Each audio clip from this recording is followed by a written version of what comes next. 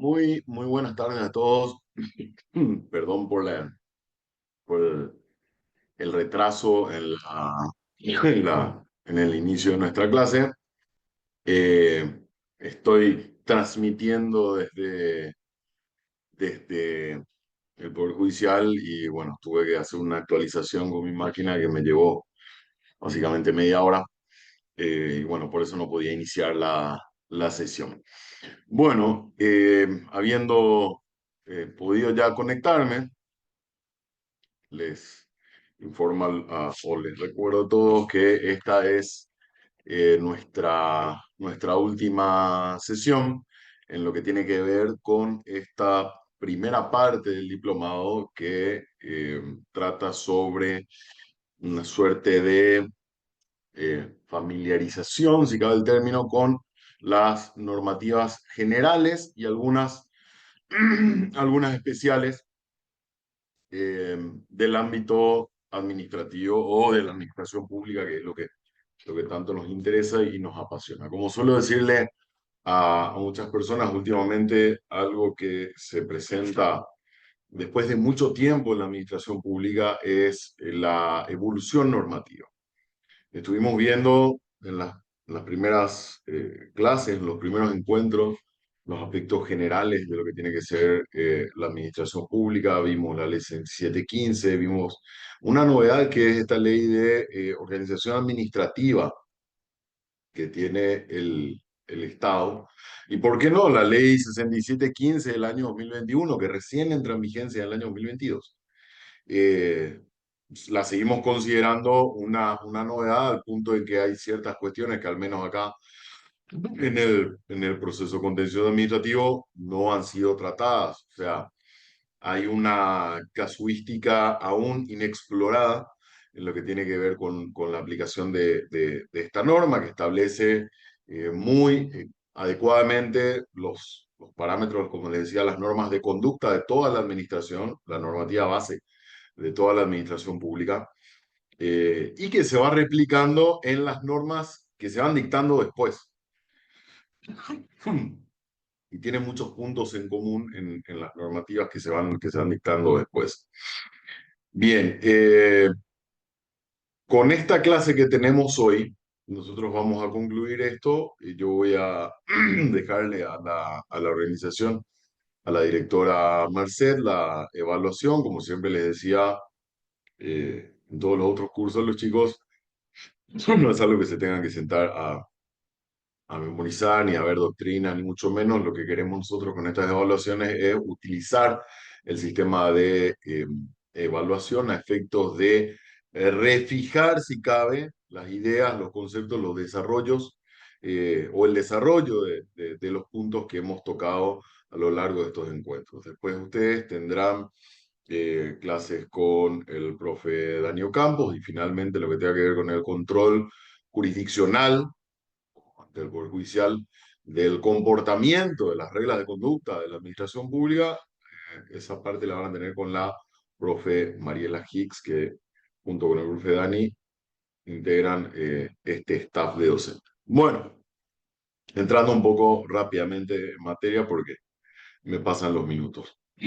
Habíamos visto, quería recordarles a ustedes que en la primera parte nosotros tocamos algo que yo siempre traigo a colación y no me canso de recordar, insistir, como se suele decir, cabalgar sobre la idea, martillar con esta idea del, del porqué o de la justificación de las reglas de conducta de la administración pública. Y siempre uso estos ejemplos sencillos porque parece que permean más en el pensamiento de las personas, ¿no? O sea, es la limitación del poder, el control del poder. Recuerden lo que hablábamos de, de Hobbes, ¿verdad? De tanto poderoso que es el Estado. Y antes de entrar, esto tiene que les voy a tocar, esto tiene que ver con, básicamente, con la parte final del desarrollo de hoy. Pero para no olvidarme, entonces lo estoy tocando ahora. Antes de entrar a lo que tiene que ver con una cuestión muy puntual del relacionamiento de las personas con el Estado, con este Estado todopoderoso, es no solamente la existencia de marcos legales que regulen la conducta, sino de consecuencias respecto al incumplimiento de esos marcos legales o a la inobservancia de las conductas esperadas. Estoy refiriendo al régimen de responsabilidades. Y esto tiene una trascendencia no menor en cuanto a la administración pública, precisamente por lo que yo tocaba en la primera clase, ¿verdad? Que era la justificación de la existencia. ¿Por qué?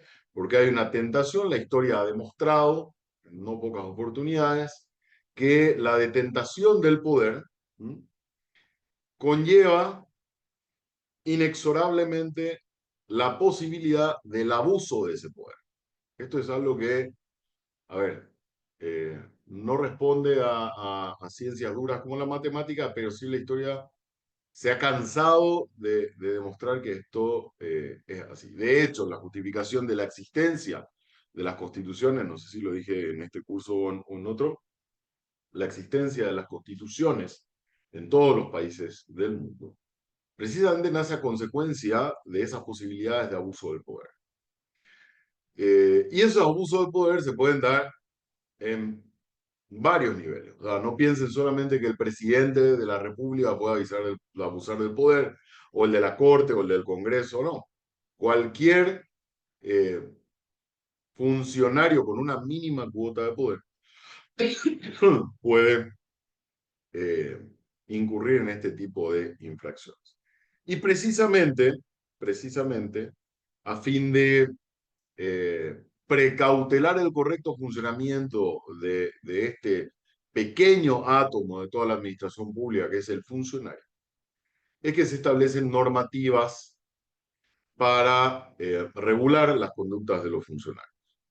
Yo les había dicho que en esta parte de análisis de normativas especiales, a ver, hay muchísimas que podemos tocar. Podríamos tocar cuestiones aduaneras, podemos tocar cuestiones de la Dirección Nacional de Ingresos Tributarios, cuestiones ambientales, del MADES, etcétera, etcétera, pero sin perjuicio de que más adelante pueda desarrollarse alguna cuestión puntual relativa a esos ordenamientos, que también son valiosos y son especiales, por supuesto.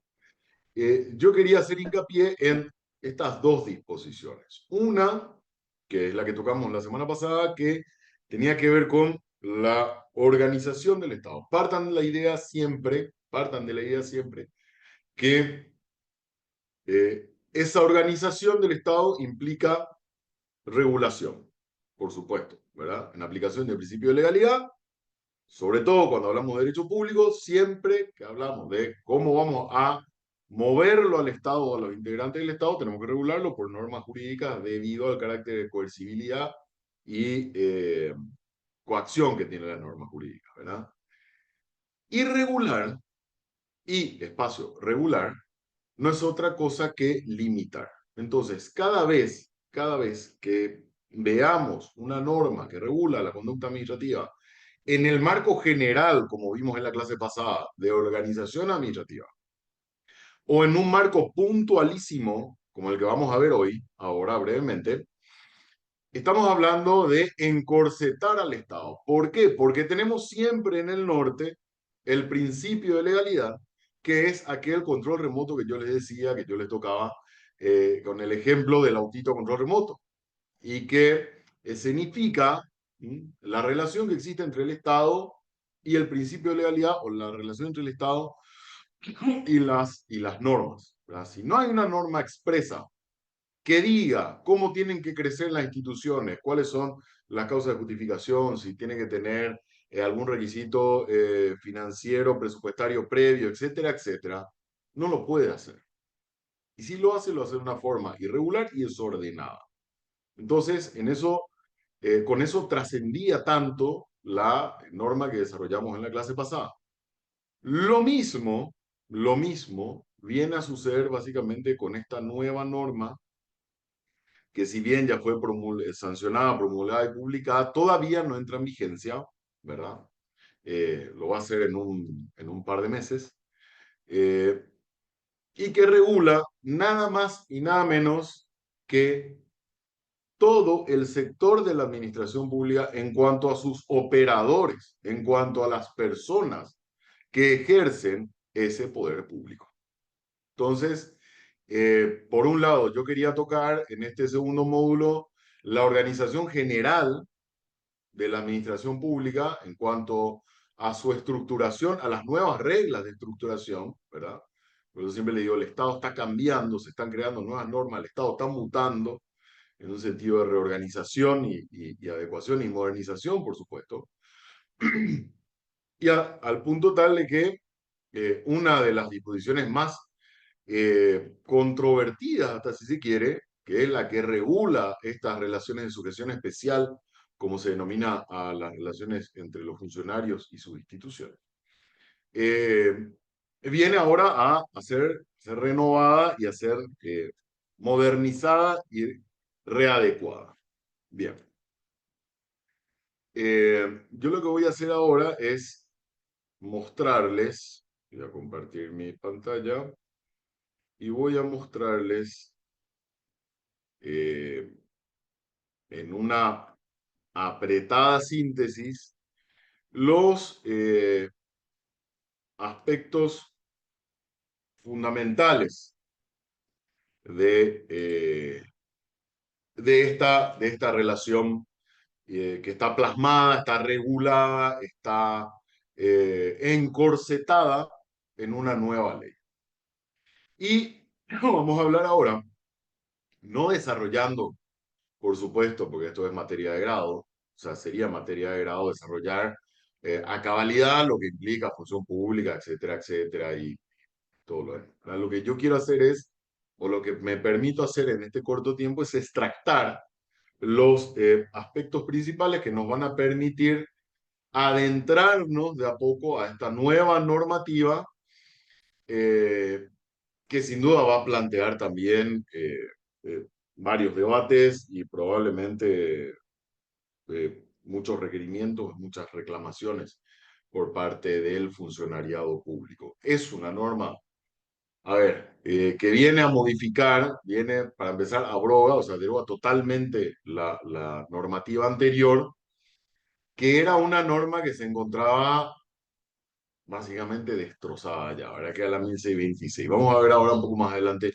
los antecedentes de esta norma para ver cómo se viene regulando esto. Primero que nada, quiero entrar un poco en materia de lo que es una diferenciación o ver un poco la relación entre estos dos términos, función pública y servicio civil. Pareciera ser que las dos cosas se están refiriendo a lo mismo, ¿verdad? Pareciera ser que es una suerte de nombre redundante del que vamos a hablar, pero vamos a desarrollar el alcance de cada uno para darnos cuenta cómo afecta o cómo regula esta nueva norma y cuáles son los puntos que regula esta nueva norma y entender la diferencia entre estos dos aspectos, ¿verdad? Bueno, un concepto de partida, ¿verdad? Que es el de servicio público. ¿Qué es un servicio público? Y comenzamos utilizando las palabras del inacabable Jauriu, que define, en términos súper genéricos, como no puede serlo, es casi un concepto jurídico indeterminado, casi, el servicio público, y él decía que el servicio público es un servicio técnico prestado al público de una manera regular y continua para la satisfacción de una necesidad pública y por una organización pública. Bielsa, por su parte, ampliaba un poquito más diciendo que un servicio público es toda acción o prestación realizada por la administración pública, activa, directa o indirectamente, para la satisfacción concreta de necesidades colectivas y asegurada esa acción o prestación por el poder de policía, condicionada entonces a la existencia, ¿verdad?, de este poder de policía que obviamente no se refiere al de la al poder de policía, al de fuerza pública, ¿verdad? sino al poder de policía en su concepción administrativa. Y lo que vamos a hacer es desarrollar, aparte de estas concepciones, eh, los elementos para ver cómo se clasifican los servicios públicos. Entendemos, en líneas generales, partiendo de estas dos acepciones, que el servicio público es una prestación, ¿verdad? Realizada, en términos súper generales me estoy refiriendo, realizada o prestada por el Estado, vamos a ver que puede ser de manera directa o indirecta, para las satisfacciones de una o de algunas necesidades públicas. Podemos agregarle muchísimos requisitos, siempre que tengan disponibilidad presupuestaria, siempre que haya una norma que las consagre, eh, siempre que respondan a una utilidad pública o no. Pero como les decía, es casi un concepto jurídico indeterminado por la gran cantidad de variables que tiene. Hay algunos aspectos puntuales que podemos extractar de estos dos autores valiosísimos, que son las de prestación, por supuesto, realizada por una dependencia pública, y la figura de las necesidades colectivas, ¿verdad? Por supuesto, podemos agarrar y centrar un poco la atención en lo que tenga que ver con la organización del servicio, de lo que podemos extractar una cantidad de requisitos como el de legalidad, uniformidad, etcétera, etcétera. Pero vamos a quedarnos con eso. De repente, viendo las clasificaciones de los servicios, vamos a ver el alcance de lo que es un servicio público. Y vamos a ir viendo algunos ejemplos. Un servicio público, a ver, según su objeto o naturaleza, podemos ver, y estoy hablando de una, o vamos a hablar, elegí solamente cuatro, de las miles de clasificaciones que puede hacerse el servicio público.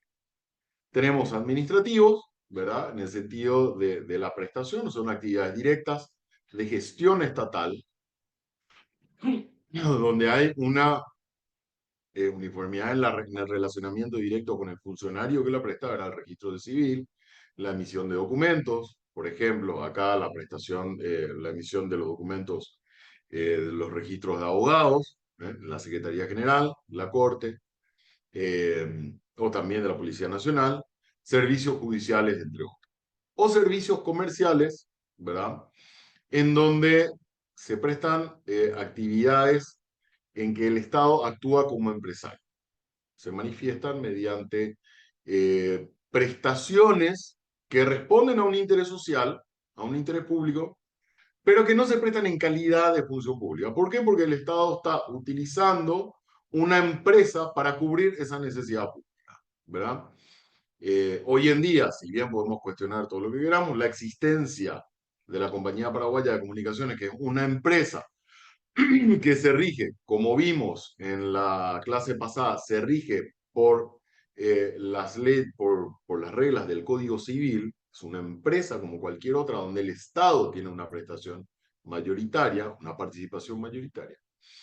Se encuentra destinada, en teoría, a suplir o atender las necesidades comunicacionales de la población, y que el Estado encuentra o piensa o considera que lo hace de una manera más eficiente por medio de una empresa que si lo hiciera por medio de una dependencia o un órgano estatal. Anteriormente esto funcionaba así, la gente que es un poco mayor recordará que antes existía la Antelco, ¿verdad? Que era una dependencia pública, funcionaba como cualquier ministerio, y que luego de eso se privatiza, entrada la era democrática, y se transforma en una empresa privada con prestación estatal o participación estatal mayoritaria.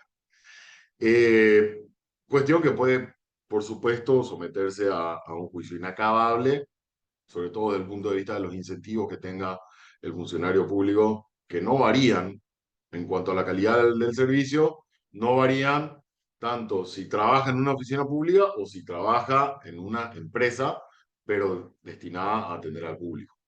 Entonces, desde varias perspectivas podría cuestionarse la utilidad de la privatización del servicio público, pero de cualquier manera esto es algo que existe, entonces tenemos que meterlo en nuestra clasificación.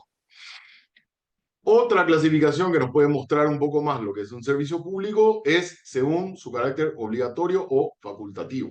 según sea obligatorio o facultativo. Y tenemos entre los obligatorios los considerados servicios públicos esenciales, que surge casi intuitivamente en el pensamiento la imposibilidad de su interrupción o del cese en su prestación, debido a que se trata de un servicio indispensable, ¿verdad? Como el de justicia, salud pública y seguridad. Puntualmente, creo que lo agregué acá en alguna parte de las presentaciones, esta nueva ley, a diferencia de otras anteriores, y siguiendo un muy buen tino de técnica normativa, legislativa, identifica cuáles son los servicios públicos esenciales.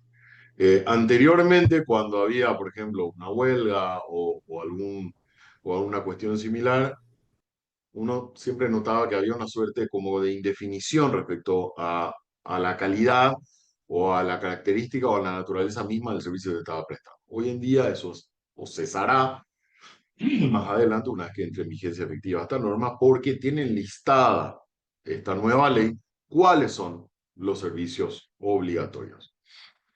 Eh, y luego otra clasificación aquí, o subclasificación, es la de los servicios no esenciales, que son facultativos porque su prestación o su interrupción no afecta a, al desarrollo ordinario, ¿verdad? De la sociedad, como dice ahí, no pone en riesgo inmediato derechos fundamentales, ¿verdad? Entonces tenemos ahí actividades culturales, recreativas, entre otras. Otra clasificación que nos muestra un poco más lo que son servicios públicos es según su forma de prestación, perdón. Tenemos, como les decía, los servicios de prestación directa por el Estado, que difieren de los indirectos, respecto a que sea un órgano integrante, y acá les facilito muchísimo la gestión, un órgano integrante del presupuesto general de gastos de la Nación, o previsto en una línea presupuestaria del Estado, ¿verdad? Que vaya a prestar el servicio por sí mismo, ¿m? O indirecto cuando el Estado encarga la prestación a particulares mediante concesiones, permisos o autorizaciones. Sabemos que existe una ley de concesiones, por ejemplo, que regula bastante bien esta figura.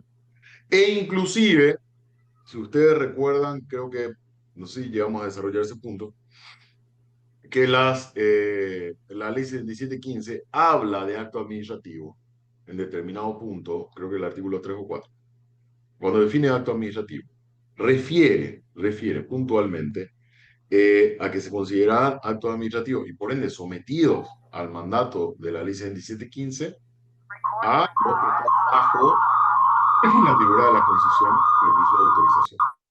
Por eso les decía, tiene mucho que ver esta nueva norma con las normas que fuimos viendo, ¿verdad? Otra perspectiva que nos dibuja más lo que es un servicio público es, por ejemplo, el nivel territorial en que se presta. Tenemos servicios nacionales, provinciales o municipales, ¿verdad? Los nacionales que dependan de la administración central, por ejemplo, los policías, los militares, el Ministerio Nacional, por supuesto, el judicial, las actividades de fomento, ¿verdad? Banco Nacional de Fomento, eh, mediante la banca especializada para eso. O tenemos los descentralizados, que son prestados por gobiernos locales o municipios, como se llaman en el país, por ejemplo, de identificación vehicular, ornato, abasto, policía de tránsito, entre otros. Por eso nos permite, esos ejemplos, diferenciar bastante bien los niveles de prestación de estos servicios públicos. Y en todos estos casos estamos viendo que todos se adecuan, en líneas generales, a esas definiciones que vimos de Bielsa y Jauregui. Ahora, la tendencia moderna condiciona a que un servicio público sea considerado como tal, siempre y cuando haya dentro del ordenamiento jurídico, fíjense, no según el principio de legalidad, sino del ordenamiento jurídico, una calificación expresa o implícita que le dé, o sea, que no se plantee duda respecto a si el servicio es público o no. Puede ser por medio de un decreto, puede ser por medio de un reglamento, puede ser por medio de una resolución. Lo que están diciendo los doctrinarios modernos es, a ver, avancemos respecto a este problema de si la cuestión es público-privada, si el servicio es público-privado, siempre y cuando, según el principio de juridicidad, en el ordenamiento jurídico, haya algo que identifique a esa prestación como de carácter público. Lo que tiene especial trascendencia por esto que yo les estaba comentando, que tenemos en la ley 7715 una norma que le da carácter de acto administrativo a los actos prestados, realizados por organismos bajo la figura de concesión. Entonces, si vamos a aplicar, por ejemplo, el régimen de responsabilidades a una empresa, ¿verdad? Prestadora del servicio de transporte público, por ejemplo, necesitamos que haya una norma que identifique que esa prestación de servicio de transporte público hasta determinado grado va a considerarse como un servicio público. Por supuesto, el hecho de que la empresa de transporte público vaya a adquirir eh, ruedas para sus unidades de transporte no se encuentra condicionada, lógicamente se entiende que no se encuentra condicionada a que utilicen la ley de contrataciones públicas, ¿verdad? Porque la norma tiene que decir que es un servicio público y hasta qué grado se considera servicio público. ¿Qué significa esto? Que se puede y resulta práctico escindir todo el campo de acción de una empresa que vaya a ser administrada por el sector público, hasta qué punto sus actividades van a ser consideradas como de servicio público. Todo el resto va a ser, por supuesto, considerado como de servicio privado. Y vemos, avanzando un poco rápido, ¿qué nos dice la Constitución de la República respecto a la función pública? No nos habla del servicio público, pero sí lo más cercano que tenemos es este artículo 101, que habla de los funcionarios y los empleados públicos. Nos dice, los funcionarios y empleados están al servicio del país. Todos los paraguayos tienen derecho a ocupar funciones y empleos públicos. Ocupar funciones y empleos públicos. La ley reglamentará las distintas carreras en las cuales dichos funcionarios y empleados presten servicio. Las que, sin perjuicio de otras, son la judicial, docente, diplomática y consular, investigación científica, tecnológica, servicio civil, militar y policial. Entonces, esta regulación de servicio civil tiene sin duda un raigambre constitucional. Y esto es un ejemplo cortito que permite ver de la manera más sencilla posible esto que yo les decía en la primera charla también cuando hablábamos de el principio de unidad entre el derecho constitucional y el derecho administrativo, en que yo les decía algo que sonaba de repente un poco extremista, que era la idea de que no puede haber derecho constitucional sin derecho administrativo y viceversa. Tenemos acá una norma que establece o consagra la existencia del servicio civil. Y ahora tenemos en vigencia una ley que expresamente reglamenta lo que va a ser el servicio civil. Ustedes me van a decir, bueno, pues la Constitución la dijo en el 92, pero antes seguro ya existía algo, estaba la famosa ley 200 que vamos a ver ahora, como antecedente que ya hablaba. Sí, era una regulación de un precepto constitucional, anterior, por supuesto, al 92, pero lo hacía de muy mala manera con todos los problemas que sabemos que eso conlleva, ¿verdad? Entonces, tenemos una manifestación de esta disposición constitucional, es sin duda esta nueva norma que vamos a ver ahora. ¿Qué implica reglamentar una carrera? Tocamos esto porque acá hablamos de, dice, la ley reglamentará las distintas carreras. ¿Qué implica? Aspectos básicos de de una norma que va a regular, que va a encorsetar esa relación especial entre el funcionario y la administración. Y es una norma que va a funcionar en doble sentido. No solamente va a regular la relación entre el funcionario y la administración a la que pertenece, sino que también va a regular el comportamiento del funcionario ante la sociedad. Entonces, recuerden que esta norma también trabaja en dos direcciones. ¿Qué implica la reglamentación de una carrera?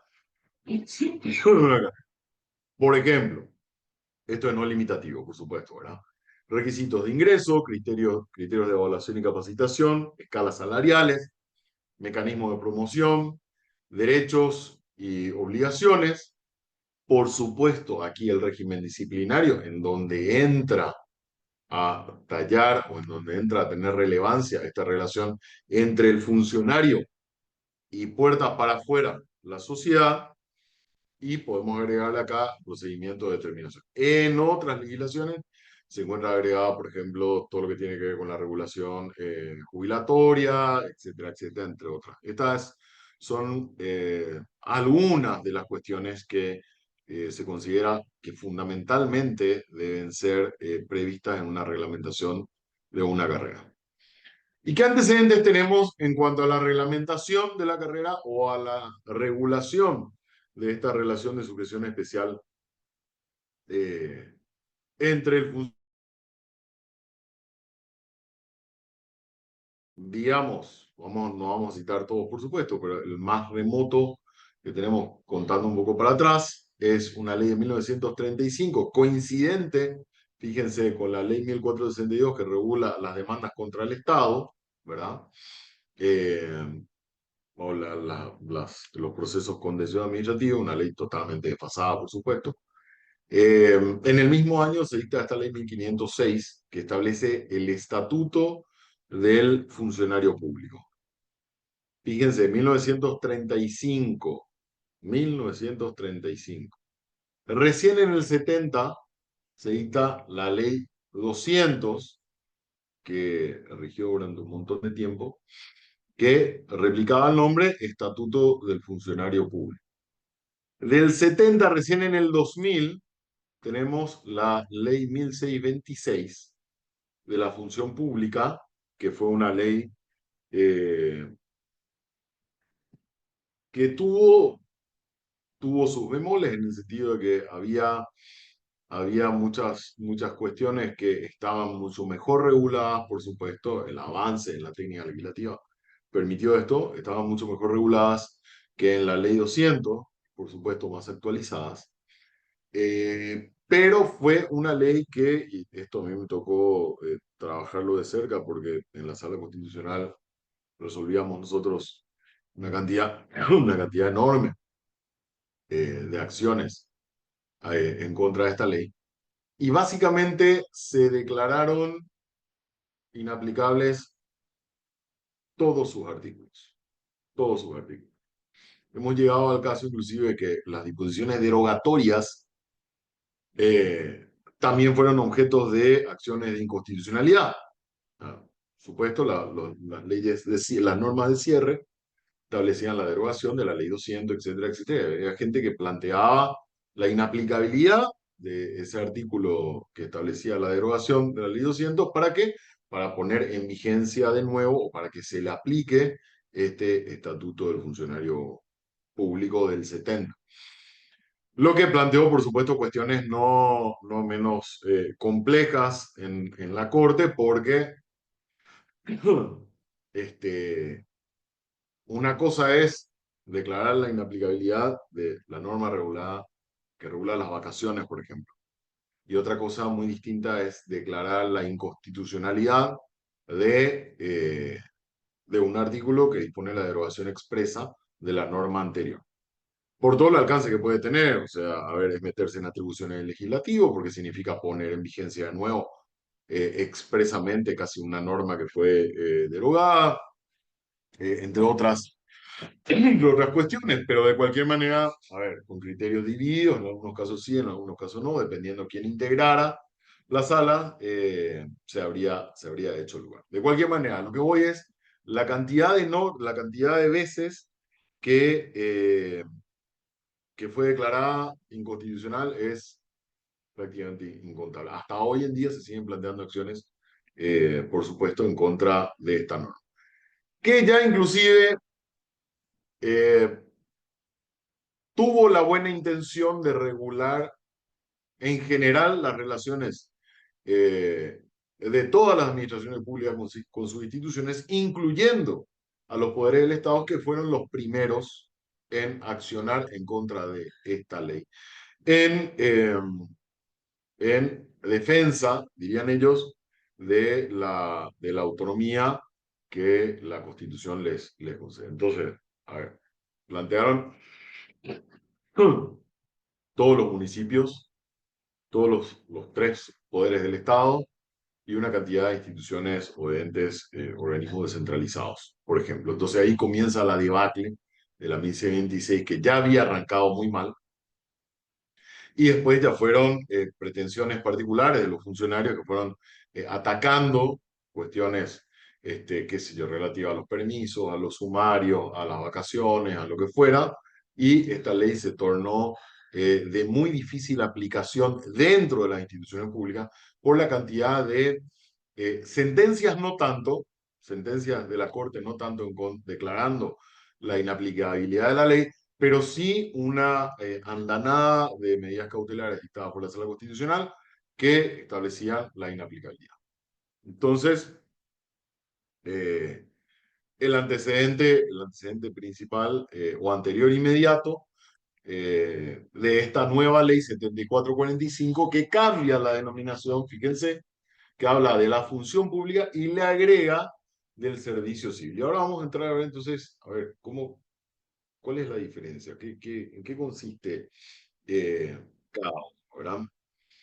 Y tenemos acá primero lo que yo les decía, una forma sencilla de ver, eh, de diagramar las leyes y entender mejor su alcance y contenido, es hacer esto, ¿verdad? Una suerte de indexar, ¿no?, las normas las que contienen, que están contenidas en las leyes, y nos permite tener un poco una radiografía un poco más fácil de digerir respecto a todo lo que a ustedes se fijan ahora en esta imagen que yo les estoy pasando, y van a ver, bueno, mira, habla de la progresión de la carrera, de los cargos de confianza, habla también de los derechos, están todos juntitos en una parte, regímenes especiales de responsabilidad, obligaciones, derechos, habla de la parte disciplinaria que no puede faltar, también habla de remuneraciones, mira, está bastante completa la norma. Entonces es más fácil de entenderla de esta manera. Y por supuesto, siempre esto, ¿verdad? Los principios rectores y disposiciones generales, que son una suerte de manual de instrucciones en donde se diferencia bastante bien las nuevas leyes que están saliendo.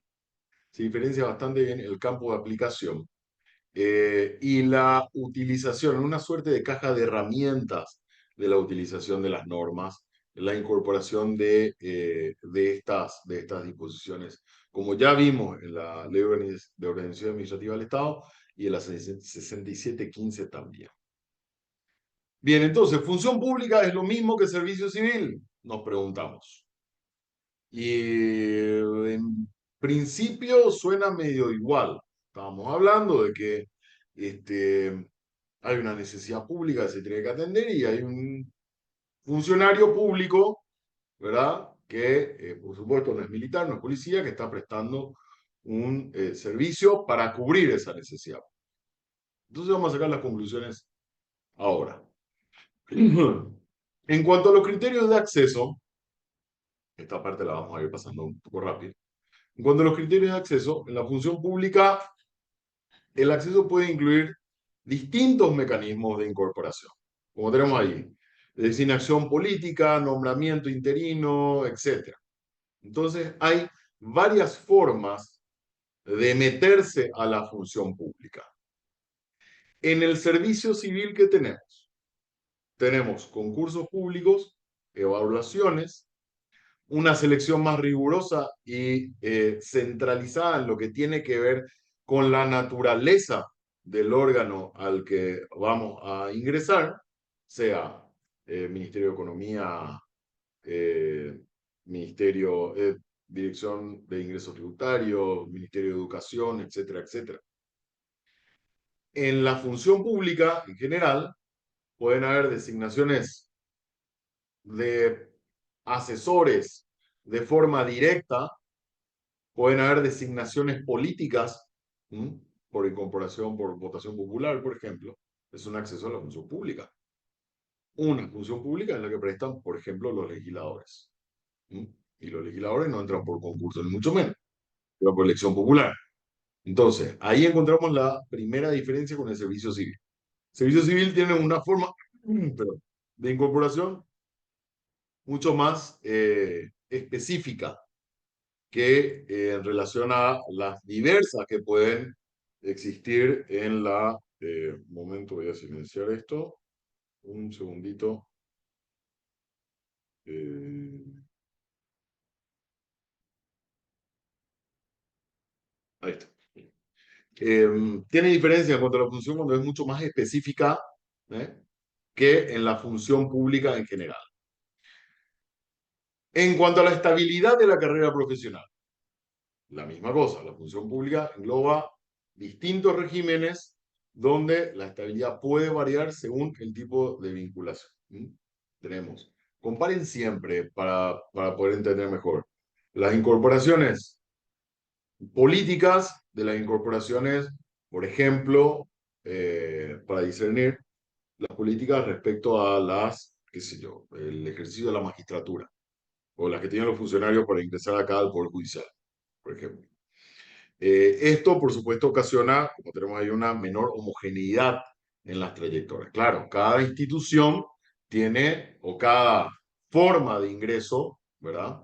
Y cada régimen de estabilidad tiene formas muy distintas. Por ejemplo, eh, sin entrar a discernir entre que sean funcionarios públicos o no, ¿verdad? Hay ciertas, en las binacionales, por ejemplo, que son empresas estatales, pero o sea, tienen la forma, se rigen por sus tratados, aunque son empresas de participación estatal. La estabilidad es muy distinta de la que rige, por ejemplo, en el Poder Judicial. Eh, Hay criterios de estabilidad súper distintos. El nombramiento en una entidad binacional no tiene la misma fuerza que el nombramiento dentro del Poder Judicial, por ejemplo. ¿Por qué? Porque no implica una inamovilidad en el cargo y dentro mismo de la institución, ¿verdad? Con la fuerza que tiene la inamovilidad, al menos por un periodo, dentro del Poder Judicial. Tiene más estabilidad un funcionario del Poder Judicial que un funcionario dentro de una binacional. En el servicio civil, lo que tenemos es una carrera profesional que se caracteriza por la estabilidad. ¿Mm? Tiene escalafones, ascensos basados en competencias, en concursos, en evaluaciones, alcance de resultados, etcétera, etcétera. Lo que, según algunos autores como Comadira y Héctor Mayral, impulsa la profesionalización a largo plazo. Claro, tener más estabilidad le da más previsibilidad, uno puede planificar mejor. En cuanto a la finalidad y la vinculación con el interés público, tenemos que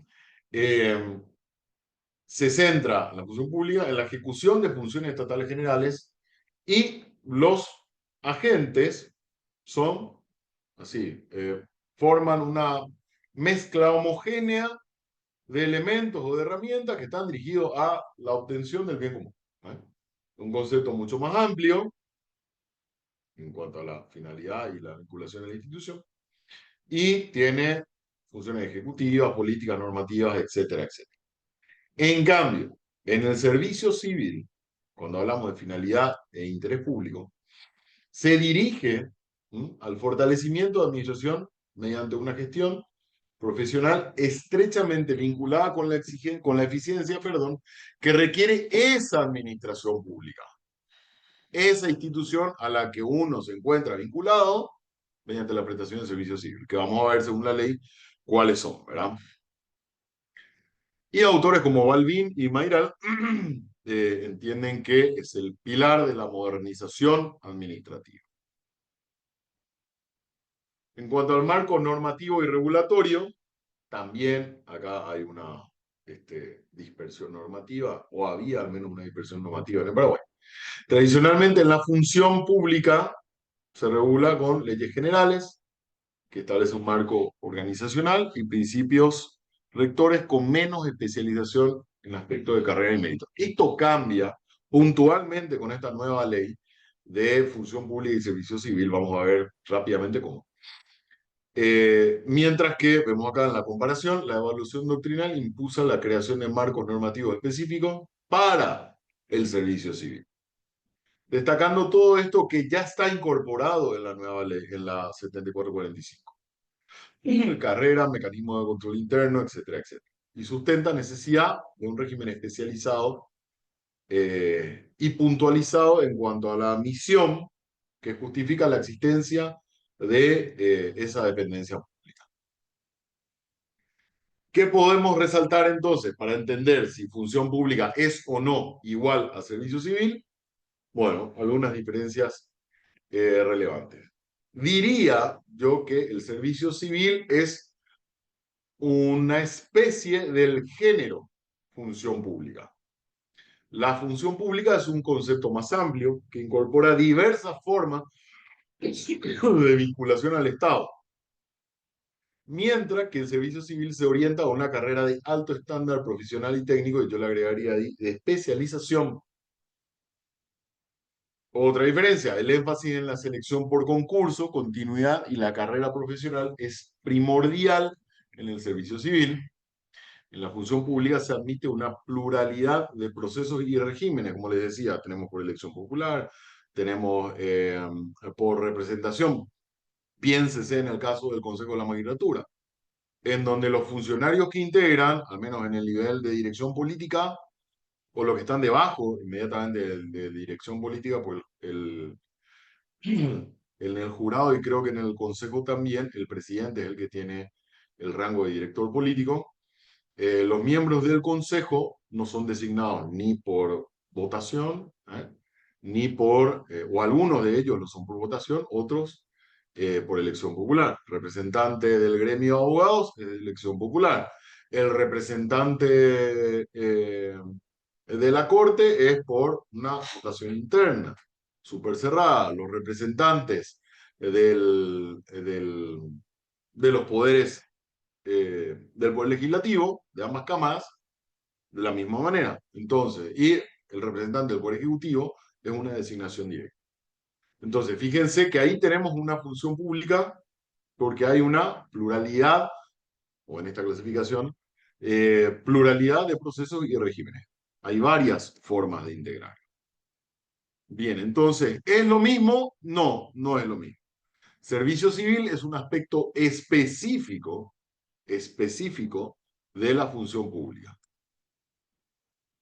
Entonces tenemos, acá fíjense que en la norma, ya les adelantaba, tenemos en el título 1 todo lo relacionado a la función pública que es de aplicación general y supletoria para todos los órganos del Estado. General significa que no hay ninguno que quede fuera y supletoria porque vamos a ver que hay algunos que expresamente se encuentran excluidos de la aplicación directa de esta norma. Y luego tenemos en el título 2 la carrera del servicio civil. Y fíjense las reglas de carrera, desarrollo de carrera, organización, criterios de concurso, progresión, o sea, el avance, el ascenso en la carrera, ¿eh? Y los programas especiales. Entonces tiene una parte muy puntual que habla respecto al servicio civil. Y acá, en esta parte de la función pública, establece las reglas de aplicación general para todo. Y luego algunas disposiciones especiales y las finales y transitorias.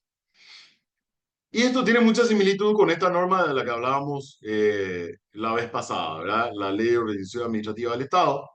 Fíjense lo mismo, disposiciones generales para la modernización de gestión del Estado, que establecía que todas estas normas, estos principios, procesos y principios de modernización son comunes a toda la administración pública y aparte en un título especial regulaba a todas las administraciones que dependen del Poder Ejecutivo. ¿Ven? Entonces, de nuevo tenemos una norma organizativa general en que hay un objetivo, ¿verdad? Claro, un ámbito de aplicación, cuestiones generales y cuestiones especiales. Lo mismo tenemos con esta ley.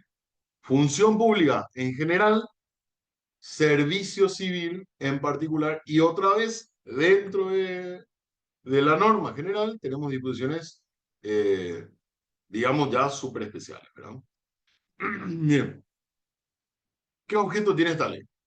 Por supuesto, no vamos a leerlo todo, vamos a resaltar entre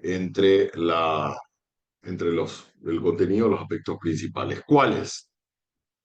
No solo establecer las disposiciones que rigen la función pública, sino esto, ¿verdad? Admitir en el D la competencia regulatoria en materia de municipalidades, Poder Judicial, Poder Legislativo, Tribunal Superior de Justicia Electoral, Consejo de la Magistratura, enjuiciamiento, Fiscalía General, universidades, Contraloría, Banca Central e instituciones con autonomía en esta materia que no se encuentre dentro del ámbito del Poder Legislativo. ¿Qué nos dice esto? Acá la ley se evita ya la primera embestida que tuvo la 1626 al no reconocer la autonomía de estos órganos para atender su organización interna, sus principios rectores, sus necesidades particulares, sus dinámicas propias, y pretender, como lo hizo la 1626, entrar a regular esas instituciones de manera muy, muy general. Lo que produjo, por supuesto, los choques de los que ya hablamos. Entonces, lo que hace esta norma es, ya en un comienzo dice, bueno, yo no voy a entrar a tratar de regular, no me perforen la ley, no voy a entrar a regular en esta materia a todas estas instituciones que ya vuelo van a ser las primeras que van a venir a atacar la inconstitucionalidad por afectar la autonomía en materia regulatoria. Entonces ya se las quita de encima. Y lo hace no solamente mediante este artículo primero, que es el objeto de la ley, sino también en cuanto a su ámbito de aplicación. Fíjense lo que dice, se regirán por sus propias normas, por lo que no le será, acá entra una redundancia, por lo que no le será aplicable de manera directa esta ley, sino solo de forma supletoria, consular, investigación científica, tecnológica, militar, policial y otras de leyes especiales. ¿A cuáles se refiere con leyes especiales? Contraloría, jurado de enjuiciamiento, Fiscalía General, etcétera, etcétera. ¿Se dan cuenta? Entonces, lo primero que hace la norma en los primeros artículos es decir, bueno, señores, yo voy a regular básicamente o principalmente todo lo que tenga que ver con el servicio civil dentro del ámbito de aplicación del Poder Ejecutivo. Pero no obstante ello, voy a dejar para que todos utilicen, ¿se acuerdan lo que estábamos viendo en la semana pasada en la Ley de Organización Administrativa del Estado, cuando hablaba de la finalidad de los principios como herramienta interpretativa y base legal? ¿Mm? Para que utilicen los otros organismos del Estado, organismos, entidades del Estado, para hablar en términos presupuestarios, para que lo utilicen al momento de crear, modificar, actualizar o modernizar su normativa referente a los funcionarios. Tenemos una lista de sujetos excluidos, salvo para lo que tenga que ver puntualmente con los principios de la función pública, a toda esta lista que tenemos acá, ¿verdad? Senadores, presidente, vicepresidente, ministro de la Corte, fiscal general, etcétera, etcétera. Son sujetos perdón, excluidos de la aplicación de esta normativa. ¿Por qué? Porque se encuentran el régimen de responsabilidades y de designación de estas personas que tenemos acá, está, por ejemplo, en algunos casos está en la propia Constitución. ¿Mm? Fíjense, si la Constitución habla, por ejemplo, para ministro de la Corte Suprema de Justicia, que es el cargo de más difícil acceso dentro de toda la función pública, porque, por ejemplo, te pide una cantidad gigante de años de ejercicio, de experiencia, y aparte, dentro de la carrera profesional, te pide el máximo grado.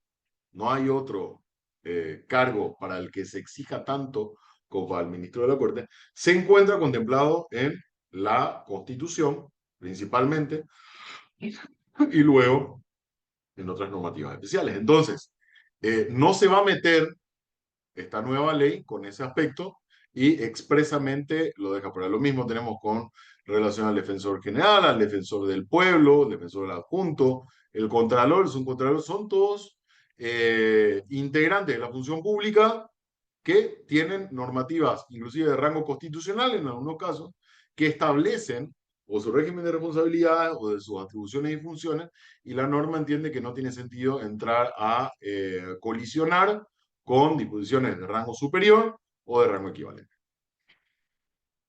Aplicables a todos los servidores públicos, hablamos acá respecto a los principios rectores.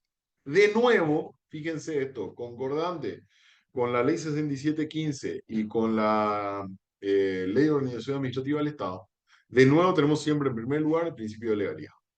Siempre, el norte, por eso les digo, se basa todo el funcionamiento de la estructura pública en la norma habilitante. En la norma habilitante. Son tres normas súper generales, o sea, una súper general y dos de alcance muy general, ¿verdad? Que fijan en primer lugar entre sus principios rectores, o sea, lo de más alta relevancia, dentro de todos los principios del derecho administrativo, al principio de legalidad. Luego, igualdad de derechos, igualdad de oportunidad en el acceso. Previsión presupuestaria. Esto es un avance bastante grande y que también viene en correlación con la norma de organización administrativa, en que una política que se viene adaptando respecto a las nuevas reglas del Estado es que para todos los casos en que se vaya a realizar alguna creación, modificación, extinción de unidad operativa de la administración pública, tiene que haber, o que vaya a impactar en el presupuesto, tiene que haber una correlación, tiene que haber una comunicación, mejor dicho, eh, y participación del órgano técnico encargado de la sostenibilidad de las finanzas públicas. O sea, ¿qué nos dice con esto la ley? No se van a crear, no se van a ampliar, no se van a modificar cargos, cuestiones, rubros, todo lo que sea, si no hay una previsión presupuestaria que implica la posibilidad de sustento en el tiempo de esa unidad. Y dentro de la previsión presupuestaria, o mejor dicho, después, y concomitante con esa previsión presupuestaria, los principios de eficacia y eficiencia. O sea, lo que estábamos viendo anteriormente de nuevo con la ley de organización administrativa es la justificación de la creación, en el caso de la semana anterior, de la unidad organizativa del Estado, algo que justifique la creación de la secretaría, jefatura, dirección, dependencia, cualquier nombre que le quieran poner, y en este caso, ¿eh? La incorporación de los recursos humanos. Fíjense, en la función pública se buscará el cumplimiento de los fines objetivos, metas e instituciones mediante utilización de recursos públicos que sean estrictamente necesarios y de la manera más eficiente posible. Son principios, por supuesto. Había alguien que cuestionaba la vez pasada a ver si había normas que contradecían. Siempre habrá.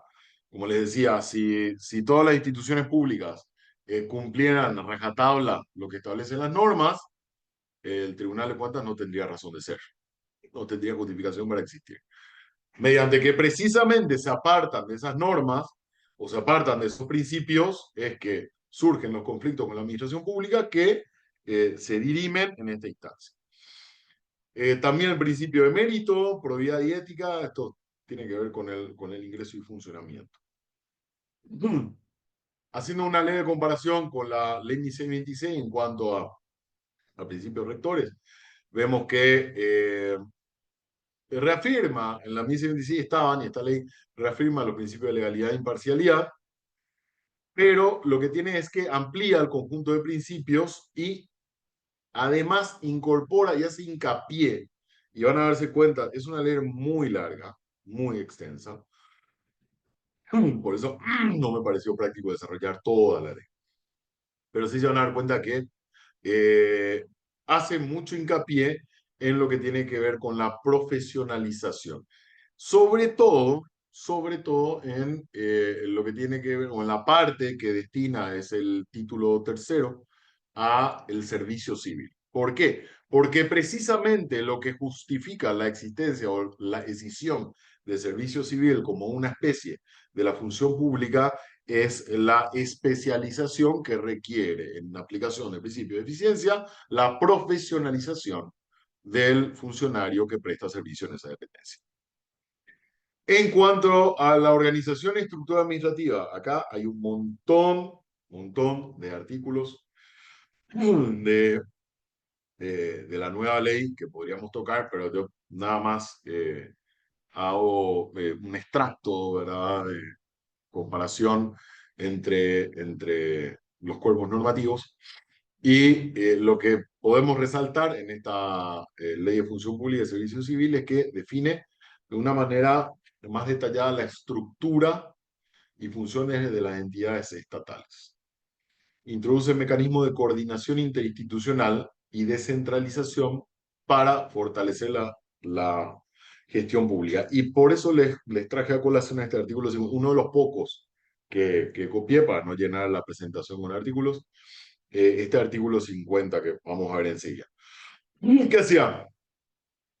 Mientras la MICE 26 lo que hacía era focalizar en demasía en cuestiones accesorias o formales, ¿verdad?, de la función pública, esta nueva ley lo que hace es diseña una estructura organizacional que apunta a la eficiencia. Esto es algo que se repite desde la ley 7715 del 2021 en adelante, en todas las normas que están saliendo y que tienen que ver con la administración pública. El criterio de eficiencia, la incorporación de eficiencia y eficacia. Y la coordinación entre organismos. ¿Se acuerdan esto de coordinación entre organismos? ¿Se acuerdan que también lo veíamos en la nueva ley de organización administrativa en la clase pasada, cuando hablábamos de los tipos de delegación de competencias? Y veíamos que la norma posibilita la delegación de competencias cuando no tiene recursos presupuestarios o técnicos eh, para la realización de una determinada labor. ¿Se acuerdan que yo les tocaba el caso de que el Poder Judicial, por ejemplo, podía encargarle al MITIC el diseño de una herramienta que mejorara la medición estadística de las resoluciones dentro del Poder Judicial, ¿verdad? Qué sé yo, por materia, cantidad de veces, por sector territorial, lo que fuera. Entonces, como no tiene a lo mejor los recursos del Poder Judicial, se lo puede encargar, puede delegarle no solamente la construcción, sino el control mismo. También la norma lo permite en la aplicación de esa coordinación entre organismos que se repite y se replica en en esta ley. Y también, fíjense, esta suerte de espíritu coparticipativo que está surgiendo en las nuevas normas de la administración pública. También teníamos el caso en que hubiera una suerte de conflictos entre administraciones. Y recuerdan que la semana pasada yo les decía, les mostraba en la norma que si los conflictos se dan en entidades, organismos y entidades del Estado que pertenezcan o dependan del Poder Ejecutivo, en vez de que se generara el conflicto y tuviera que ir a hacer lobby cada uno con el presidente, etcétera, etcétera, se creaba una suerte de mini procedimiento en el cual se remitían los pareceres a la Procuraduría General del Estado, la que finalmente realizaba una suerte de evaluación y proyección de una solución para que el Poder Ejecutivo tomara la decisión final. Mientras que si el problema era entre instituciones que dependen del Poder Ejecutivo o que dependieran del Poder Ejecutivo y otra institución fuera de la esfera del campo de acción del Poder Ejecutivo, ahí no sé bajo qué criterio, pero ahí, por ejemplo, se designaba al Tribunal de Cuentas a fin de que realizara esa labor de dirimir los conflictos. Lo que yo les decía que planteaba la posibilidad peligrosa de una preopinión, porque también se encuentra previsto, aún vigente, muy desfasada, pero vigente, en la ley 1462 del 35, la posibilidad de conflictos entre instituciones públicas. Entre instituciones públicas. Entonces puede pasar que, por ejemplo, haya un conflicto entre la Municipalidad de Asunción y la ESAP, ¿verdad? Por el tema del asfaltado, el que lo rompen los otros para poner los caños, etcétera, etcétera, y que dejan la calle reventada. Bueno, supongamos que hay un conflicto en cuanto a la aplicación de normativas o de procedimientos internos. Ese conflicto puede materializarse jurisdiccionalmente en el Tribunal de Cuentas, ¿m? Anulando una decisión, por ejemplo, o de la ESAP, en ejercicio del acto administrativo, ¿verdad? Que establece la ley 6715, y puede venir a cada decisión por judicial. Sin embargo, establece la nueva ley de organización administrativa que podría eventualmente la SAP decir, bueno, tengo un conflicto con la municipalidad de Asunción, vayamos a que lo dirima de una suerte de, no hay procedimiento previsto, pero una suerte de arbitraje, el Tribunal de Cuentas. Bueno, entonces ahí se planteaba un conflicto, pero de cualquier manera es una muestra más de la insistencia en esta coordinación y comunicación, intercomunicación que existe, que está plasmada en todas las normas. Hablaba de este artículo 50 de esta comunicación entre instituciones. Fíjense lo que dice. Está en la parte de, está en la parte de derechos colectivos, extracto yo por esta parte puntualmente, ¿verdad? Eh, este artículo 50 habla de la representación, informe previo en cuanto a la negociación de contratos colectivos. ¿Mm? O sea, los contratos suscitados entre el funcionariado y las autoridades. Acá en la primera parte dice quiénes tienen que estar presentes, o sea, quiénes tienen que participar y la forma de designación. Y fíjense este segundo párrafo. Dice, todos los contratos colectivos de las instituciones públicas, todos los contratos que integran el presupuesto general de la nación y que impliquen un impacto fiscal, presupuestario y financiero para el Estado, deberán contar con un informe favorable del Ministerio de Economía y Finanzas para su suscripción. ¿Qué significa esto?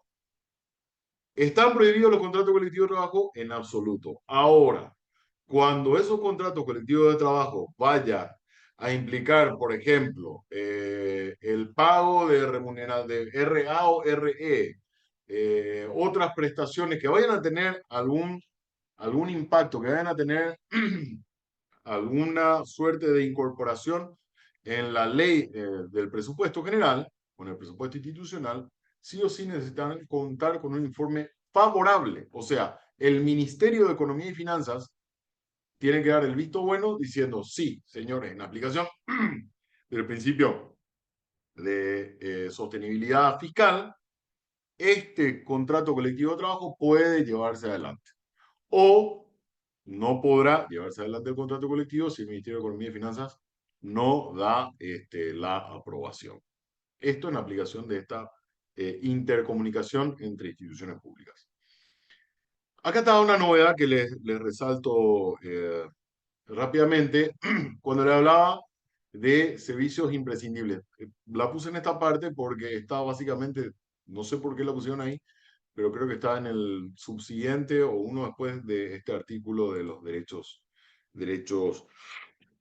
colectivos. Y fíjense, es lo que les decía, que es una novedad y es súper importante y es de muchísima utilidad porque establece o define, según la ley, lo que son servicios públicos imprescindibles y la consecuencia de la declaración de esos servicios públicos imprescindibles.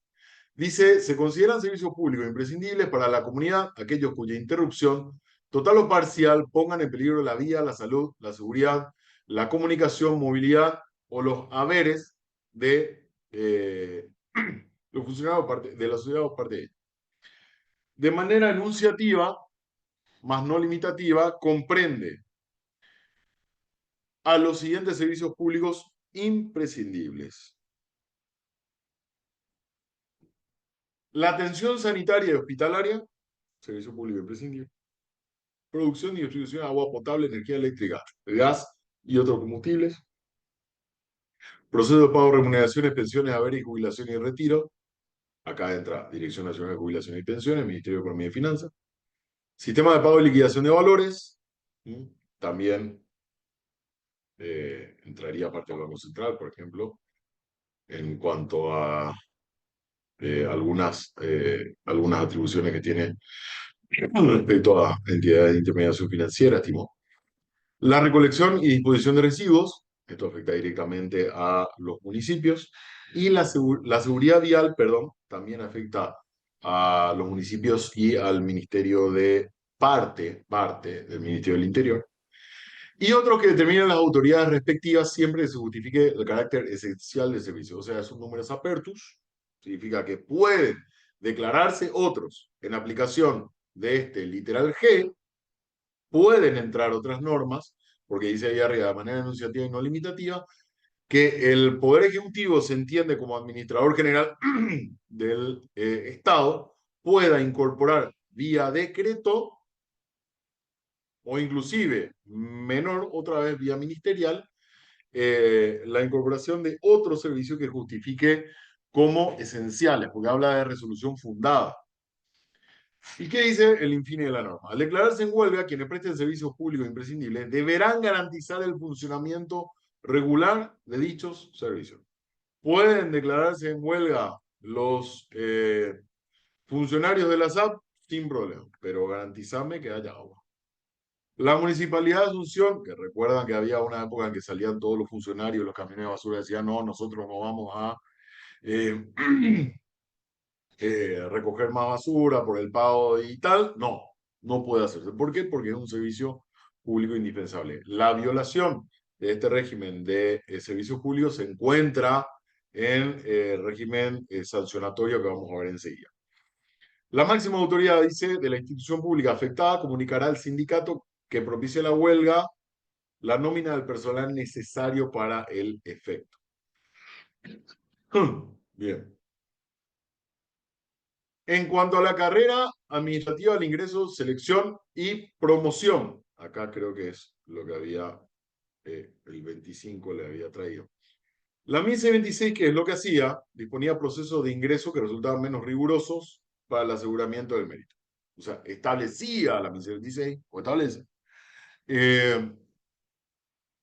las formas de ingreso, el concurso de mérito de aptitudes, el contrato, los cargos de confianza, cuáles van a ser considerados, cómo entran, etcétera, etcétera. Lo que hace esta ley nueva es, además, por supuesto, de reforzar y modernizar las regulaciones respecto a la incorporación, introduce con más contundencia las evaluaciones periódicas y concursos para fomentar el desarrollo. Y les traigo acá de colación solamente estos dos artículos. El segundo, tan importante como el primero. El primero porque habla del uso de resultados de evaluación de desempeño. Y dice que, a diferencia, antes los concursos, en la ley 200, no había concurso. El ascenso se daba por designación de la autoridad superior. Luego la MICE 26 dice, no, van a haber concursos para poder ascender. Y tenés concurso interno y concurso externo.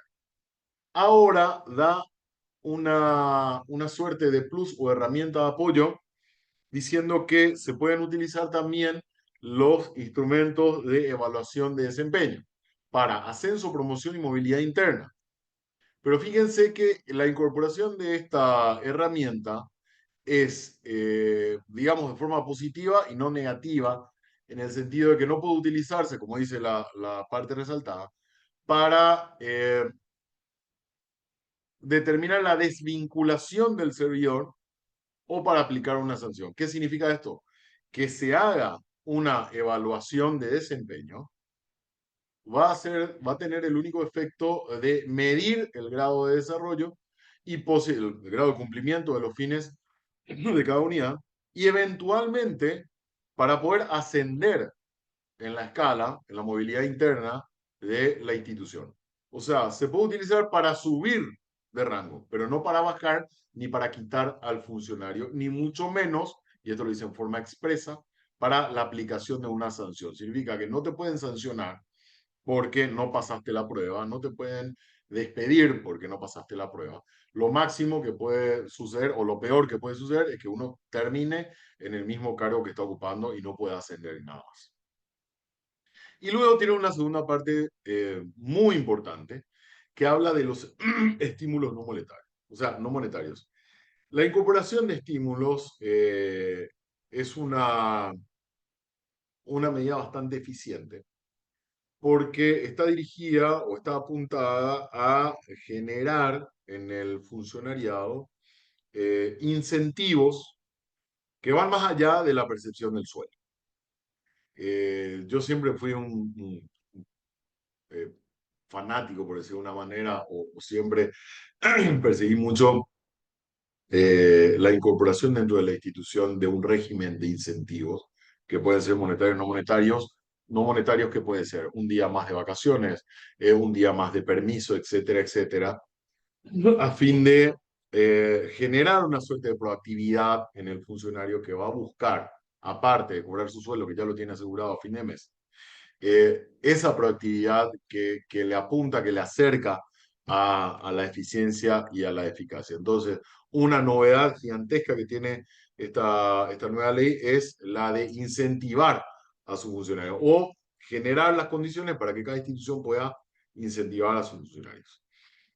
En cuanto al régimen disciplinario y sancionador, establece un procedimiento disciplinario preciso y garantista, definiendo categorías de falta y sanciones. Eh, en comparación con la 1126, que tenía un régimen disciplinario menos detallado y con menor precisión en la caracterización de infracciones, este ya se fue al otro lado, ¿verdad? Y fíjense, ahí es donde me llama un poco la atención en cuanto a la técnica a la hora de sopesar eh, las finalidades de la institución y una de las formas de buscar y proteger esas finalidades mediante el respeto a las normas administrativas es, por supuesto, la de sancionamiento o la sanción de las inconductas, ¿verdad? Pero creo que aquí sí quizás podríamos hacer una crítica cuando vemos que la norma actual tiene solamente 7 faltas leves y 36 faltas graves. Es como que hay una desproporción y es larguísimo, por supuesto, la lista de faltas graves, pero vemos lo bueno que tiene es que para la aplicación de sanciones en los casos de faltas leves, implica la posibilidad de que sean de forma directa por la superioridad. Y para las faltas graves que tienen sanciones más serias, ¿verdad? Sí se requiere la aplicación de un sumario o agenciamiento de un sumario administrativo para eso con todo lo que se conlleva.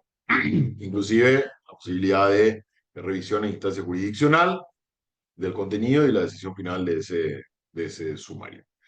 Y se regula también, en el sentido garantista, se regula bastante bien un sistema de prescripción en cuanto a los alcances del régimen sancionador. Fíjense, tiene tres tipos de, dos tipos de prescripción en aplicación de la extinción de la falta, de la que uno solo puede, la acción disciplinaria, zafamos, o porque dejamos este mundo o porque prescriben las faltas.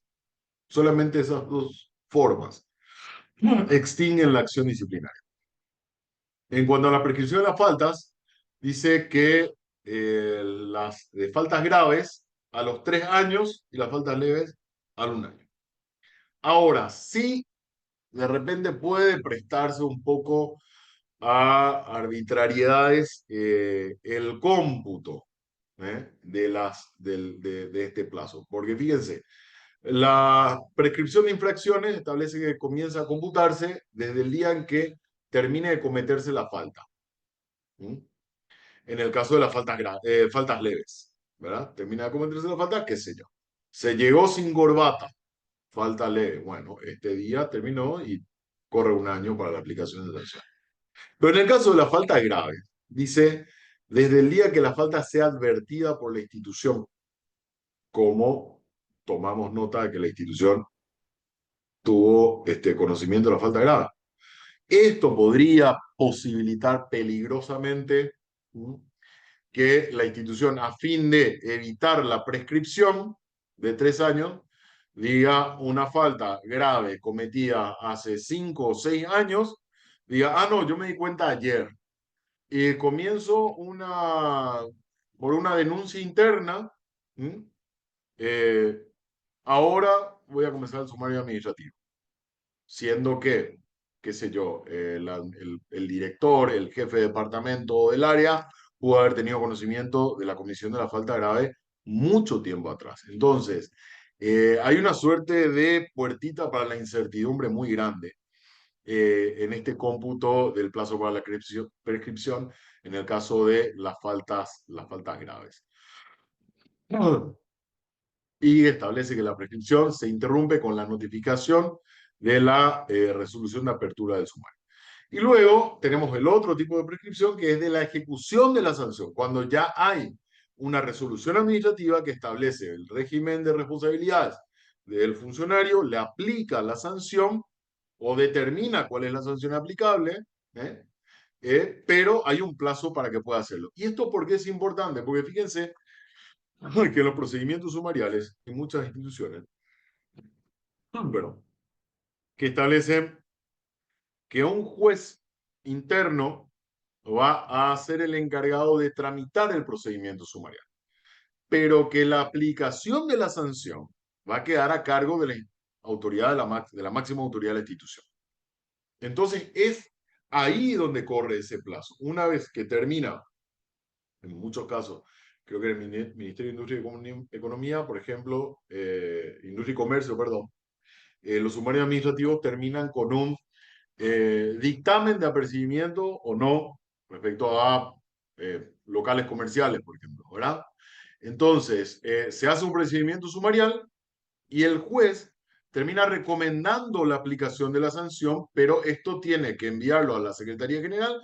La Secretaría General tiene que ponerlo a disposición del ministro de Industria y Comercio para que él aplique la sanción. En ese caso, por ejemplo, ahí es donde entra a correr este plazo de los 2 años de la ejecución, salvo en los casos de aplicación a funcionarios, ¿verdad? De destitución, que en ese caso será imprescriptible. Entonces, tenemos dos placitos a tener en cuenta. Y con esto voy terminando el régimen de responsabilidades, que vamos a hacer un breve repaso, a ver, de qué es un régimen de responsabilidades. Es un sistema de mecanismos legales y administrativos para responsabilizar a los servidores públicos por sus acciones o omisiones en el desempeño de sus funciones.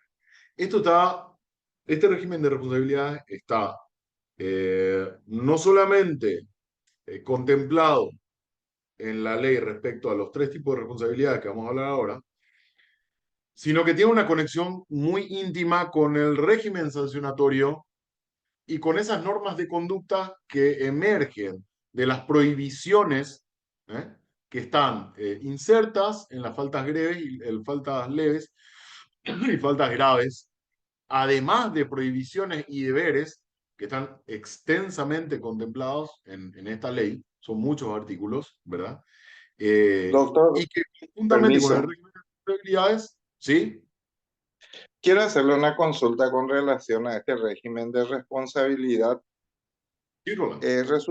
Resulta que yo tramité la jubilación de una persona del magisterio Sí. y la disposición de la Dirección General de Jubilaciones salió negándole el derecho a jubilarse porque dice que ella estuvo cumpliendo funciones o tareas correspondientes a la naturaleza de su rubro docente en tareas que son de carácter administrativo. Entonces no le reconoce los años que aportó como años de servicio docente y tiene que, si estuvo 10 años, tiene que quedarse por 10 años más en una institución educativa para que, vamos a decir, blanquee su situación. Y si se queda en la función donde está, se le configura como funcionario administrativo y no docente, siendo que su naturaleza de rubro es él.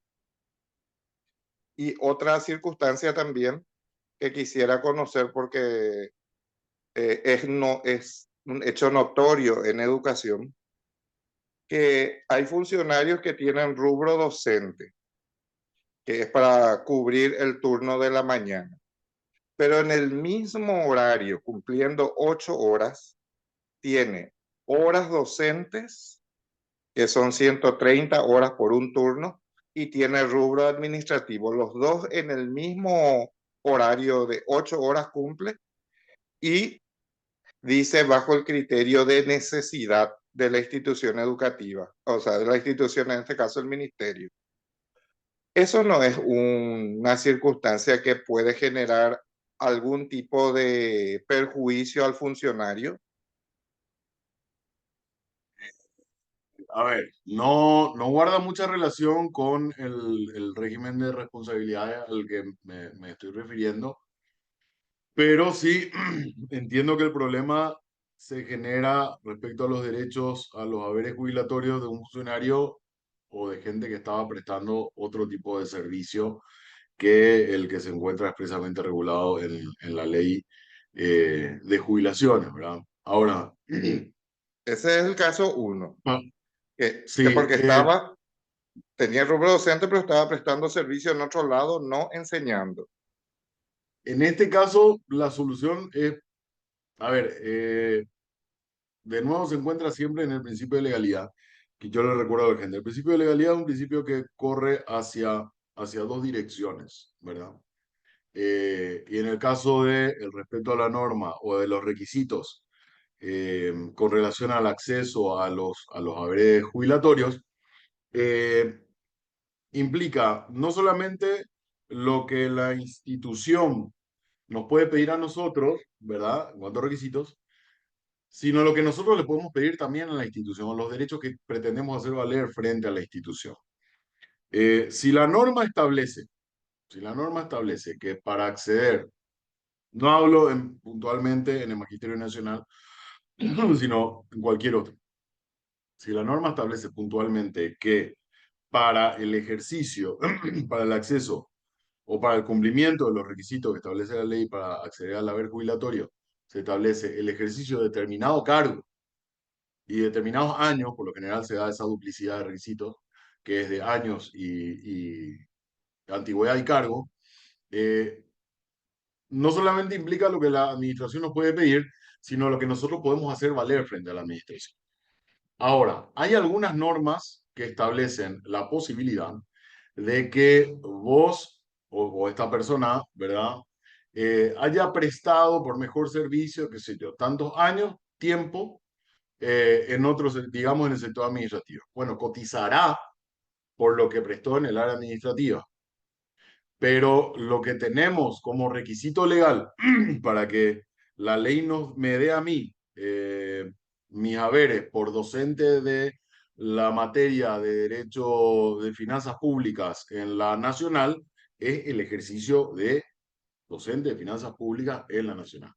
Si yo voy a pedir la jubilación en la Nacional, por más que yo me haya desempeñado como encargado de biblioteca o lo que sea, lastimosamente lo que puedo hacer valer frente a la administración pública es eso. Ahora, hay, como te digo, Rolando, hay determinadas normas que, eh, que posibilitan, que son conscientes de esta situación de duplicidad de funciones y posibilitan la cotización en otras áreas.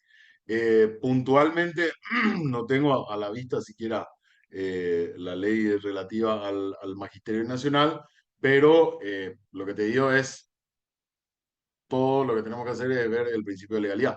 Si la norma te dice, como docente te puedes jubilar y tenés que haber prestado servicios como docentes, no podemos pretender hacer valer nosotros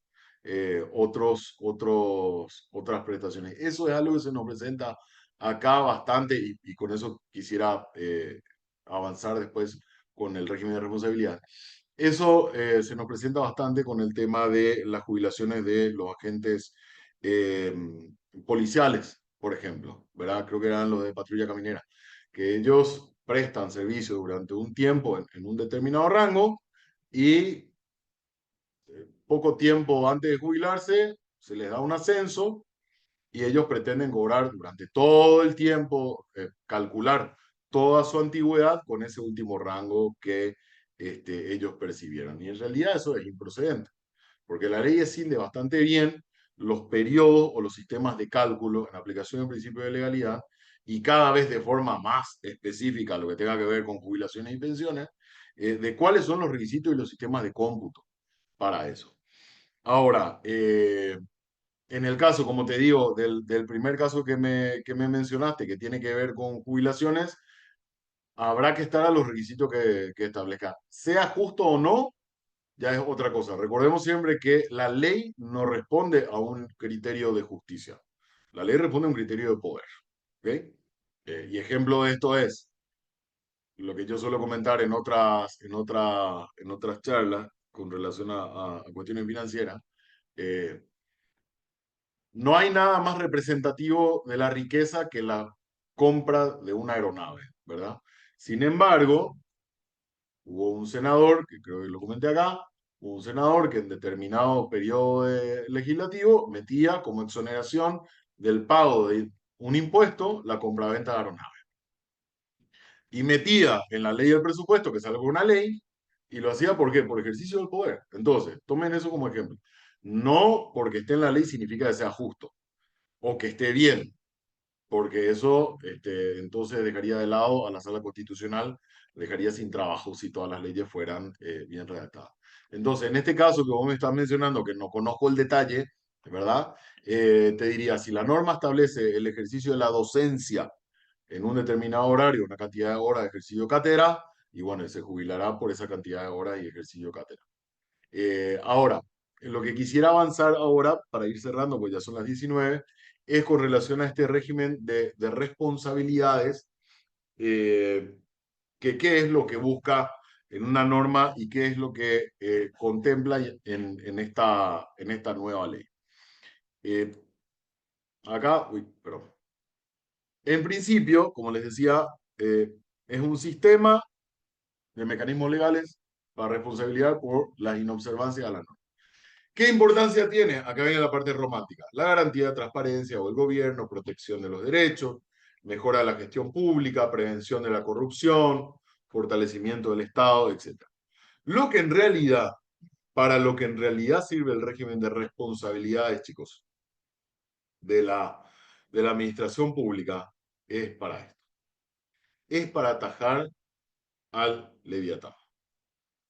La existencia de responsabilidad del sector público es para evitar el abuso de poder de parte de quienes integran el Estado, no solamente del monarca, sino de todo el Estado. Y fíjense lo que tenemos sobre eso. En la propia Constitución de la República, porque no tenemos Constitución Nacional, se encuentra la responsabilidad del funcionario y empleado, pero habla en términos generales de responsabilidad, ¿verdad? Y habla de la responsabilidad penal. Fíjense, caso de transgresiones, delito, falta, personalmente responsables. Ahora, tenemos nosotros tres tipos de responsabilidades. Tenemos la responsabilidad administrativa, la responsabilidad civil y la responsabilidad penal. Con relación a la responsabilidad administrativa, se encuentran contempladas en estos dos artículos de la nueva ley que habla de forma bastante, digamos, didáctico-doctrinaria de lo que busca la responsabilidad administrativa. Servidores incurrirán en responsabilidad, incumplimiento de deberes y obligaciones o prohibiciones de la ley y demás leyes a las que se encuentren sometidos, ¿verdad? En cuanto al régimen sancionatorio, todo lo que no se encuentre previsto va a la ley 1715 o al Código Procesal Penal en ese orden. Y en cuanto a la sanción administrativa, ahí sí habla la ley que dice por la comisión de faltas previstas se aplicará sin perjuicio de la responsabilidad civil y penal. Y fíjense acá, tenemos un esquema de responsabilidades para que ustedes puedan comparar cómo funcionan estos tres tipos de responsabilidades. Y esto para aclarar un poco las dudas respecto a... Hay veces que la gente dice, no, pero fulano ya le ha aplicado en un sumario administrativo, ya no puede haber una responsabilidad penal. O viceversa. Hay una responsabilidad penal, ya se le aplicó una sanción, ya no procede la sanción administrativa o ya no procede la sanción civil. En el primer caso de la responsabilidad administrativa, sí hay que hacer una aclaración en cuanto a la operatividad. La responsabilidad administrativa va a regir siempre y cuando el funcionario siga formando parte de la institución. Una vez que el funcionario ya no forma parte de la institución, por supuesto que no se puede exigir ningún tipo de responsabilidad administrativa. O sea, no se le puede despedir, destituir ni aplicar a premio alguno. En la responsabilidad civil, la permanencia o no del funcionario es absolutamente independiente a los efectos de su atribución. Y lo mismo en la penal, que es personalísima. ¿Mm? Entonces, eh, hay gente que dice, no, pues funcionario de tal institución, la administración pública no hace nada para sancionarlos. Ya no forman parte. Si hay alguno que ya renunció, fue destituido, lo que fuera, ya no hay responsabilidad administrativa que se le pueda exigir. Sí, eventualmente una indemnizatoria mediante la civil o una responsabilidad penal con el alcance propio que tiene esta área. Ahora, entonces vayamos terminándose con relación al objeto. La responsabilidad administrativa lo que busca es proteger de las infracciones a deberes funcionales o normas administrativas internas. La responsabilidad civil, ¿m? Lo que trata de evitar son los daños o perjuicios causados a terceros en ejercicio de la función. Y la responsabilidad penal, siempre y cuando se trate de conductas tipificadas en forma expresa, en virtud del principio de legalidad penal, en el código. O que otras leyes le den el grado de responsabilidad penal a una infracción, ¿verdad? Entonces ahí tenemos ya tres diferencias básicas respecto a las responsabilidades. En cuanto a la finalidad, ¿qué es lo que quiere la responsabilidad administrativa? Mantener el orden, la disciplina y prestación del servicio público. No busca eh, la, la retribución. Es importante de repente atender esto porque tiene mucha relación con lo que viene después de relación del daño, ¿verdad? Lo que busca es mantener el orden interno. Esa es la finalidad de la responsabilidad administrativa. La civil, en todo caso, resarcir económicamente por los daños, y la penal, sancionar la violación grave del orden jurídico o de un bien jurídico tutelado especialmente por el derecho penal.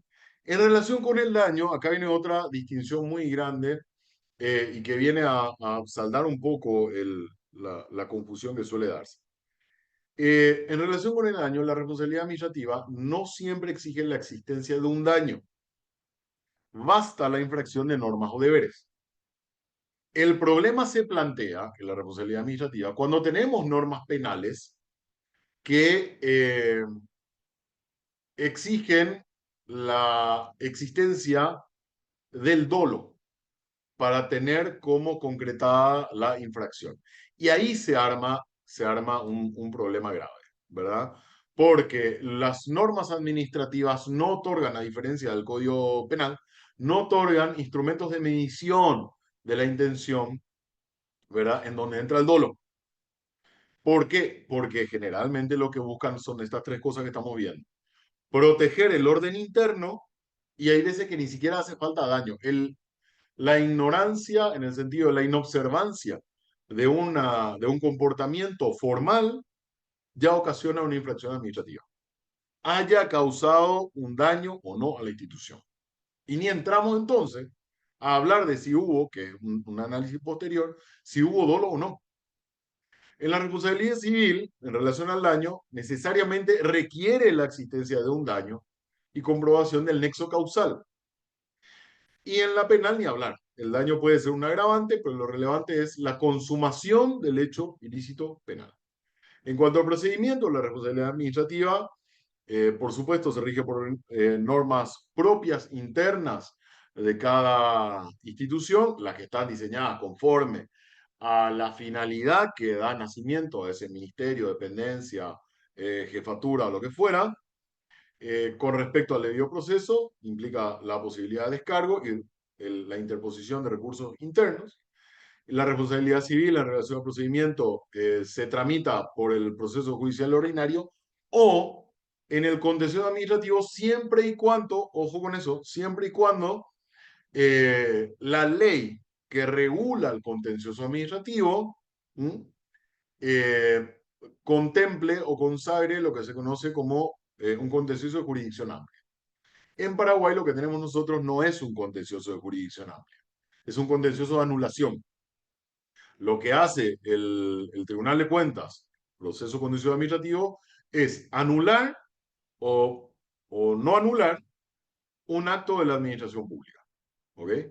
En los procesos que hay en otros países que tienen amplia jurisdicción, el proceso contencioso administrativo establece la responsabilidad del director, por ejemplo, que perjudicó a una persona con una resolución de quito y encima establece una responsabilidad indemnizatoria o una consecuencia indemnizatoria. En Paraguay no es posible porque no hay una norma en la aplicación del principio de legalidad, no hay una norma que le dé competencia al Tribunal de Cuentas para poder realizar esa función. Y la responsabilidad penal en cuanto al procedimiento, proceso penal, acusatorio, con reglas de defensa, prueba y juicio oral. En cuanto a las sanciones, también tenemos diferencias muy importantes y que se encuentran previstas expresamente, por supuesto, en esta nueva ley. La amonestación, suspensión, destitución, multa e inhabilitación para cargo, una habilitación previa en el sentido de impedir el acceso al cargo. En la responsabilidad civil, la sanción es la indemnización económica por daño y perjuicio sufrido por la víctima del funcionario administrativo. Y en la penal tenemos la privativa de libertad, multa penal e inhabilitación también penal para ejercer funciones públicas. Y esto se encuentra en esta nueva ley expresamente, ya no le voy a traer a colación, en el artículo 55 de la ley que, en otras palabras, lo que hace es darle competencia al juez penal para que establezca él la inhabilitación para ocupar funciones públicas hasta por 5 años. Entonces, le da competencia al juez para la aplicación de este tipo de sanciones, con lo que significa que no está sometido a el pronunciamiento de un sumario administrativo. Si hay un proceso penal abierto a un director o a un ministro o viceministro, a un ministro no, porque es un cargo político, a un viceministro o un director, no precisa en absoluto de la declaración de responsabilidad administrativa de forma anterior a la sanción penal, porque encima estas tres responsabilidades, y grábense esto, son absolutamente independientes unas de otras. No porque haya habido una aplicación de sanción administrativa, ya no puede haber responsabilidad penal o ya no puede haber responsabilidad civil, ni mucho menos porque hubo una responsabilidad civil, ya no se puede exigir la punición o la aplicación de una sanción administrativa, incluyendo la institución. Las tres son independientes y corren en paralelo. Entonces, este es otra, por supuesto, una parte bastante extensa en la norma, en la nueva ley de función pública y servicio civil, pero me pareció importante hacer esta aclaración y esta comparación para que puedan ver ustedes el funcionamiento de la mecánica sancionatoria en nuestro derecho. Bueno, para terminar, tenemos la vigencia, ya no me voy más, la vigencia de esta norma está en el artículo 146, que dice que va a entrar en vigencia efectiva 6 meses después de su publicación en la Gaceta Oficial y reglamentada por la autoridad en materia de función pública que va a determinar la implementación gradual, que puede determinar. ¿Cuándo entra en vigencia efectiva esta norma? El 16 de julio del año 2025, o sea, un mes y poquito. Aquí entra automáticamente en vigencia. Lo que dice es que podrá la autoridad administrativa, que ahora es una dependencia del Ministerio de Economía y Finanzas, poder aplicarlo gradualmente. Hasta ahora no hay noticias, no hay un decreto reglamentario, entonces estaremos a la expectativa a ver de lo que sucede. De cualquier manera, sí hay que estarse atentos porque al día siguiente de la entrada en vigencia misma, entran a regir todas las disposiciones, ¿verdad? Las sanciones, las 37 faltas graves, las 7 faltas leves, etcétera, etcétera. Entonces, mucho ojo con eso. Bien, con esto yo cierro aquí mi participación. Eh, Termino estos dos módulos que muy felizmente pude compartir con mucho gusto con ustedes.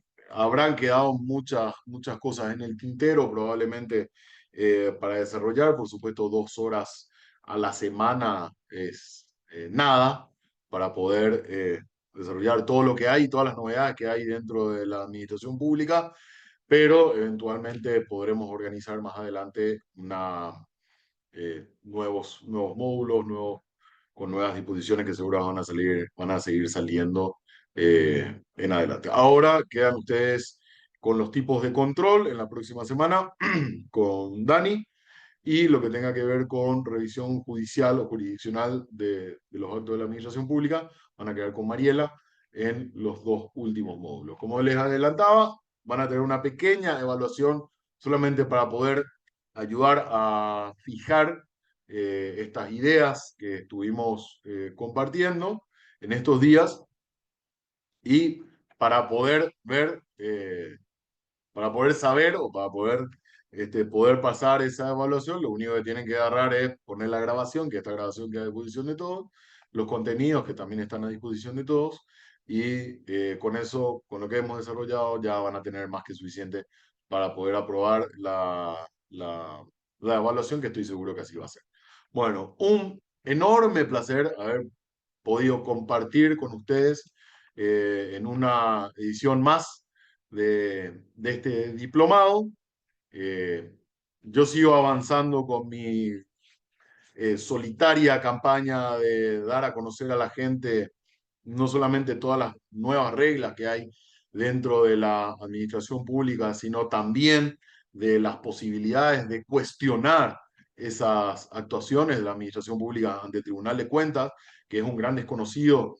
Se van a dar cuenta ahora ustedes con las charlas con Mariela de todo lo que pueden hacer ustedes y todo lo que pueden reclamar ante este tribunal.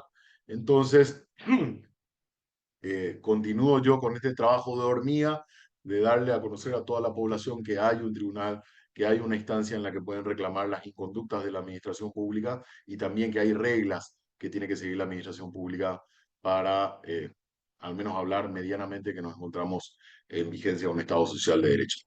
Un placer haber compartido con todos. Les deseo muchísima suerte, muy buen resto de jornada, excelente fin de semana y nos vemos en cualquier momento. Hasta luego.